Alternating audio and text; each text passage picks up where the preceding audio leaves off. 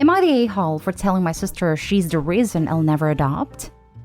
I, 30 female, have 3 bio siblings, 37 male, 36 male, and 33 female, and an adoptive sister, 31 female. My sister, who I will call Becky's bio mom, is my mom's cousin.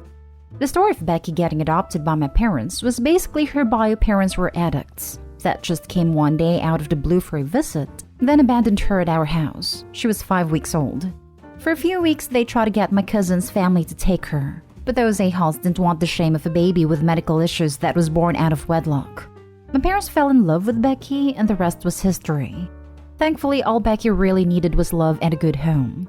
She beat a lot of odds and leads a healthy, successful life. My parents never hid the fact Becky was adopted. She's biracial, and we all learned about her heritage growing up. Everything was perfect until her parents reached out when she was 22. They were clean and wanted a relationship. In the space of a few months, she became a different person. It was like she hated us for taking her away from her bio parents.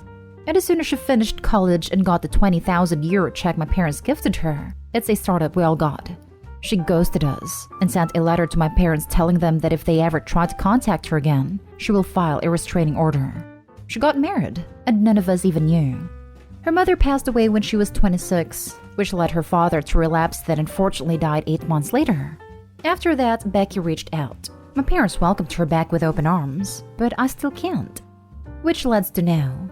Me and my husband recently had a baby via IVF after 6 years trying. 5 natural. I brought my son to meet the family tonight, and after dinner all of us girls were in the living room. I brought up how he was worth everything, explaining my struggles, and that I'm gonna start naturally trying soon so he will have a sibling. Becky made a comment about why we didn't look into adoption since the world was already overpopulated, and I told her, honestly, we thought about it, but after all the crap you pulled, I'm afraid you're the reason I will never adopt. Becky yelled at me to get over it already, then left. And my mother said I shouldn't have spoken to her like that, so in the end I ended up leaving early too. My siblings are on my side, but my parents are extremely mad. Now for the top comments. Not stay home, because if her bio parents were still alive, she wouldn't even be around y'all right now.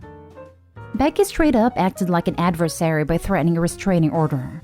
It's always sad to hear when adopted children raised in loving households choose their birth parents over the ones who raised them. Becky also asked a question she shouldn't have if she wasn't prepared to hear the answer. She knew she caused a great deal of pain and anger. It doesn't take a genius to figure out why Opie prefers not to adopt. I'm sure it was hard to hear. It's quite possible she struggled with being adopted, especially considering she's biracial. But she chose to turn her back on her family, cut them out of her life entirely. It only came back because she lost her birth family. So Becky's using her family as backups and is upset that Opie has a problem with that? Tough. Becky needs to own up to what she did, make amends, and get into therapy. Opie might find some benefit in therapy as well. Not stay home. I hate adopted kids that turn on their parents who love them and raise them as soon as they find out their real parents want a relationship. She deserves it, honestly. Bio parents. The real parents are the people who raised them. I was adopted, and my mom referred to the woman who gave birth to me as my genetic mother. I love that term, as it is so much better than birth or bio parents. Not stay home. Did she ever apologize at least for what she did? To my parents? I honestly don't know. I was so hurt and angry because we were extremely close growing up. And with everything going on in my own life, I went low contact for a few weeks while everything was going on. But she did apologize to me about not inviting me to her wedding when she was drunk for my brother's birthday. Next story is titled, Am I the a-hole for calling my husband a bad father because he allows his adult daughter's birthday to overshadow Christmas every year? When I met my husband, James, he had a 14-year-old daughter, Ella. Ella and I never really bonded, as she doesn't really like people. James always told me to leave Ella alone and respect her boundaries. I do believe he took her boundaries too far in some cases, as Ella is now a 27-year-old woman who refuses to speak when she doesn't want to. I have a 13-year-old daughter, Ava. Their pregnancy was a surprise, and I know the timing is bad, that I got pregnant right around the time I met Ella. And honestly, I have always felt that James prefers Ella. Ella is a lot like him personality-wise, and it is very subtle. But I feel like he loves Ella more. Ella never accepted her sister or I, but I've made peace with that, because getting Ella to speak is literally like pulling teeth. Ava hates Ella, but she knows that she has to be civil to everyone. Ella's birthday is December 23rd, and as a result, James never made too big of a deal about Christmas. Her birthday always took priority. This became an issue when Ava was born. James had always promised Ella he would take her to Europe to her 16th birthday, and Ella was insistent it had to be on her actual birthday. So to Christmas when Ava was 2, he actually missed Christmas, and we had a first fight of our entire marriage. He also told Ella crazy things like if a man doesn't make a big deal out of her birthday, to dump his ass, and that her birthday is much more important than Christmas.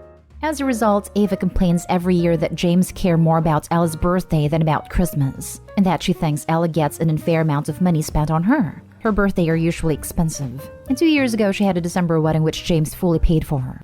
Even that Christmas, he refused to not do something elaborate for her birthday, and couldn't understand why Ava was annoyed. Also, Ella hosts a huge Christmas Eve which we were all invited to, but Ava and I didn't go, due to it mostly being her husband's family, so everything in December sometimes feel it is about Ella. This year, I feel bad, because I couldn't get Ava what she really wanted because it is out of stock. But Ella just had a baby and my husband bought her a ring with a baby's birthstone, which Ava knows about. Now Ella wants to go to Colorado for her birthday/Christmas Eve. James said he is going to go, because he can drive back and be home by about 10.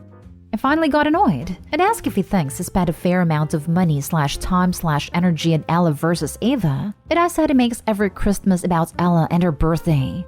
He said I was being unfair because Ella has never excluded me from her plans, though she's rude and doesn't talk to me either.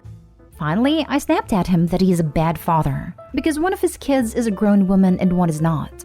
He is now upset and says that was mean to say, and I just don't like Ella and he tries his best. I'm seeing a lot here that actually supports your husband's side. You really just don't like Ella, and you resent the energy that it puts into celebrating her birthday. I'm not seeing where it necessarily has to take away from Ava.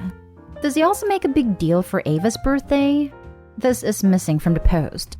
Your husband bought a ring to celebrate Ella's child. That's nice. And it has nothing to do with the fact that you couldn't get Ava what she wanted for Christmas because it was out of stock. Trying to force your husband to ignore or downplay his daughter's birthday because it's 2 days before Christmas, and you seem to want him to entirely focus on his daughter with you isn't a good look. It really doesn't seem like he's neglecting Ava here from what you've written. You're the a-hole, sorry. Honestly, I'm leaning towards this too, especially since Opie has yet to answer a single question about what he does for Ava. Maybe because she wouldn't admit he goes above and beyond for her too, and drops everything else to make sure she has a magical birthday? In fact, Opie only tells us what he does for Ella for Christmas. I see nothing what he does for Ava, so I can't tell if she is getting the same Christmas treatment as Ella. Because treating Ella for her birthday is not the same as treating her for Christmas. The only way to judge this is to know how he handles birthdays for both girls, and Christmas for both girls. It sounds to me like he doesn't do a lot for Christmas for either of them. He spends a lot of money on Ava, but it isn't personal. He tells me to plan/buy everything because he doesn't know what she wants. I know a lot of men do that, but he managed to know everything about Ella. You are accusing him of favoring one child over another, but it's clear that you've never liked your stepdaughter. He has 2 children. I have 1. Ella would have lost her mind if I ever tried to pretend she was my daughter, so I respect her boundaries, but he has 2 actual biological children. FYI, people, Opie hid in the comments that husband was a single father to Ella, due to what I can only assume to be an abusive bio mom. Ella testified against her mother as a kid and had to get a restraining order. No bloody wonder they're so close. He is her mom and dad. I don't even want to know what happened to her. She must have been traumatized. Next story.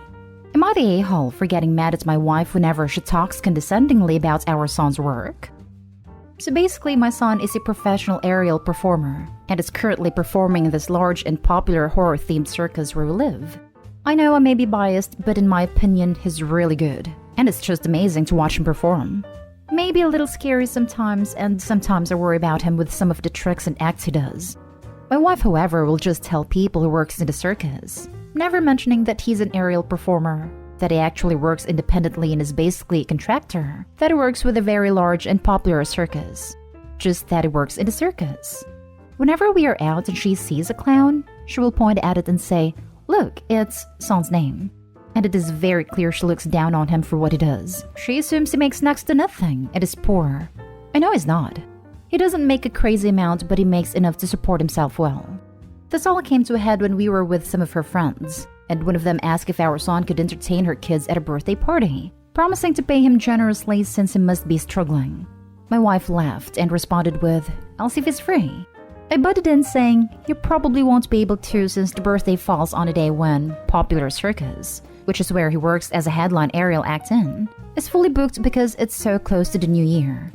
Almost everyone there was shocked since all this info was new to them. My wife looked pissed and left. She sat in the car and texted me that she wants to leave. I stayed for about 20 minutes answering questions and showing them some videos. The woman who asked apologized, saying she was given the impression by my wife that our son was a struggling and failing cheap circus performer and wanted to help him.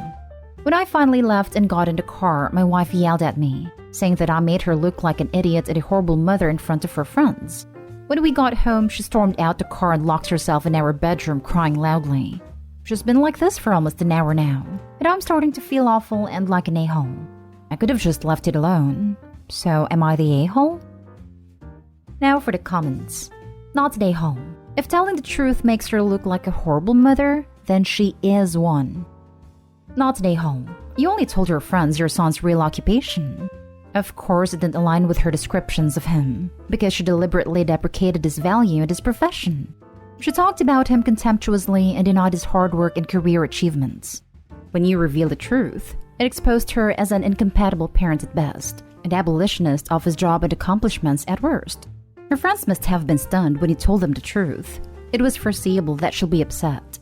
Who wouldn't be? She deals with the backlash of her actions now and is prone to face social repercussions and accompanying prejudices as well. But she caused it. For the record, there's nothing wrong with clowns or low-ladder circus workers as well. They're not deemed any less.